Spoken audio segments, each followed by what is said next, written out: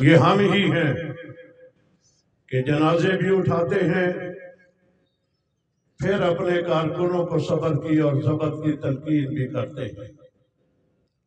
یہ ہم ہی ہیں، جنازے بھی اٹھاتے ہیں اور ملک میں امن کے قیام کی بات بھی کرتے ہیں۔ اس ملک میں وہ بھی لوگ ہیں جنہوں نے ایک ایک میت کے اوپر شہروں کو، سرکاری املاک کو، بڑے بڑے دفاتر کو نظر آتش کیا، ملک کو تباہ کیا، ملک کے خلاف نعرے لگائے، پاکستان کو مرد آباد کہا، پاکستانی پرچم کو نظر آتش کیا۔ یہ ہم ہیں، ظلم و جبر سہ کر کے کبھی ہم ملک کے خلاف بات نہیں کرتے، کبھی ہم ملک کی توہین نہیں کرتے۔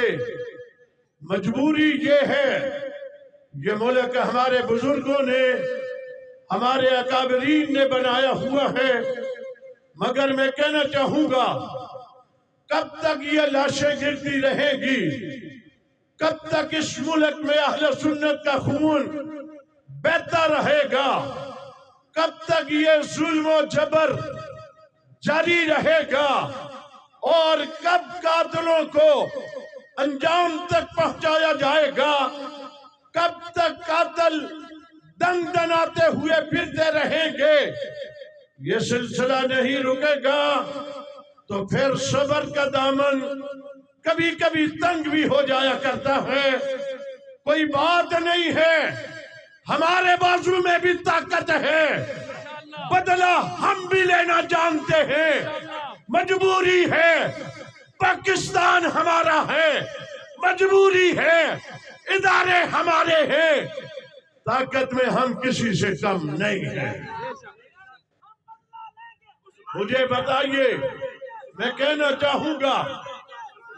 چاہوں گا مولانا عثمانی کو، ان کے قاتلوں کو اسلام آباد کے وفاقی دارالحکومت میں دن کی روشنی میں جنہوں نے شہید کیا ہے، انہیں فی الفور گرفتار کیا جائے، ورنہ ہم انشاءاللہ مشاورت کر کے پھر پورے ملک میں ایک کال دیں گے، اس کال کے اوپر آپ نے لبیک کہنا ہوگا۔ انتہائی واجب الاحترام، وقت کم ہے، ہم نے بھی نماز پڑھنی ہے، ضروری ہے فریضہ وقت کے اوپر ادا کرنا ہے۔ یہ مطالبہ مولانا حق نواز رحمت اللہ تعالی علیہ نے ہمیں دیا تھا، اس وقت سے ہمارے یہ پرامن مدح صحابہ کے جلوس مطالباتی جاری و ساری ہے، اس وقت تک رہیں گے جب تک پاکستان میں سرکاری طور پر خلفائے راشدین کے ایام وفات و شہادت پر سرکاری طور پر چھٹی نہیں ہو جاتی۔ میں آخر میں یہ کہنا چاہوں گا، ابھی یہاں کچھ باتیں ہوئی، ملک میں انتخابات ہو رہے ہیں، 8 فروری کو الیکشن ہونے والے ہیں۔ میں نے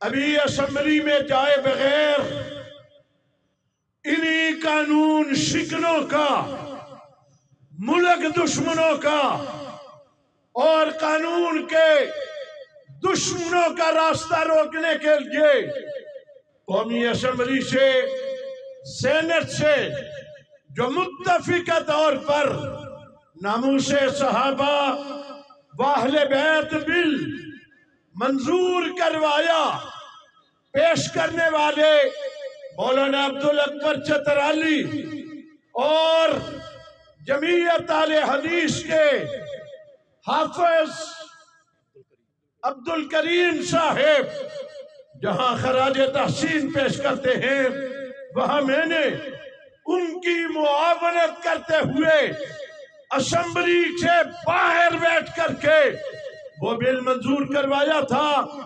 آپ سے کہنا چاہتا ہوں جنگ کے لوگوں، مطالبہ تمہارا تھا، قربانیوں کی بنیاد آپ نے رکھی تھی۔ حق نواز نے قربانی سب سے پہلے یہاں پر دی تھی، اثار شہید یہاں پہ ہوا تھا، اعظم طارق یہاں سے تل کر کے گیا تھا، ضیاء الرحمن فاروقی یہاں سے تل کر کے گیا تھا۔ بڑی تعداد میں قائدین کارکنان نے جام شہادت نوش کیا، بل منظور ہو گیا۔ اب اس بل پہ عمل درآمد کرانے کے لیے مجھے اسمبلی میں جانا ہوگا، اور آپ نے مجھے اسمبلی میں پہنچانا ہوگا۔ میں آج جنگ کے ایوب چوک میں آپ سے وعدہ کرتا ہوں کہ اگر میں اسمبلی سے باہر رہ کر کے بل منظور کرا سکتا ہوں تو اس بل پہ عمل درآمد کرانے کے لیے آپ میری گفتگو سنیں گے۔ جب میں پارلیمنٹ میں جاؤں گا تو میرا پہلا خطاب آپ سن کر کے مجھے شاباش بھی دیں گے، اور آپ کہیں گے مولانا لدھیانوی نے ہمارے ووٹ کا حق ادا کر دیا۔ اس لیے میں آپ سے کہنا چاہوں گا، وقت کم ہے، آپ نے پورے حلقے میں پھیلنا ہوگا، جہاں آپ کا تعلق واسطہ ہے۔ آپ نے سب سے صحابہ کرام کے نام کے اوپر ووٹ مانگنا ہوگا۔ انشاءاللہ العزیز میں آپ کو مایوس نہیں کروں گا، آپ کے اعتماد کے اوپر پورا اتروں گا۔ شہادت ہوئی تھی، میں نے پھر بھی ضبط کر کے کچھ باتیں آپ کے سامنے کر دی ہیں، مطالبہ کر رہا ہوں۔ آج کے اس پروگرام کی وساطت سے ہماری جماعت کے عظیم رہنما مولانا مسعود الرحمان عثمانی، جنہیں دن کی روشنی میں اور ایسے ہی جلوس سے فارغ ہو کر واپس جا رہے تھے، گولیاں مار کر شہید کر دیا گیا۔ ہم ان کی عظمت کو سلام کے ساتھ ساتھ گورنمنٹ پاکستان سے مطالبہ کرتے ہیں، مولانا عثمانی کے قاتلوں کو فی الفور گرفتار ہونا چاہیے۔ اللہ تعالیٰ میرا حامی الرحمن الرحیم مالک یوم الدین۔ آج کے فرمان کے مطابق ہم یہ صدیق اکبر سے محبت کا اظہار کرنے کے لیے، اپنی حکومتوں سے مطالبہ کرنے کے لیے یوں آتے ہیں۔ اللہ ان نوجوانوں کی زندگیوں میں برکت عطا فرما، اللہ ان کی حفاظت فرما۔ مولانا عثمانی صاحب ہمارے ذمہ داروں میں سے تھے، ان کے درجات کو بلند فرما، ان کی شہادت کو قبول فرما، باقی شہداء کے درجات کو بلند فرما، ہماری اس محنت کو قبول فرما کر ہماری نجات کا ذریعہ بنا۔ صلی اللہ تعالیٰ علیہ وسلم۔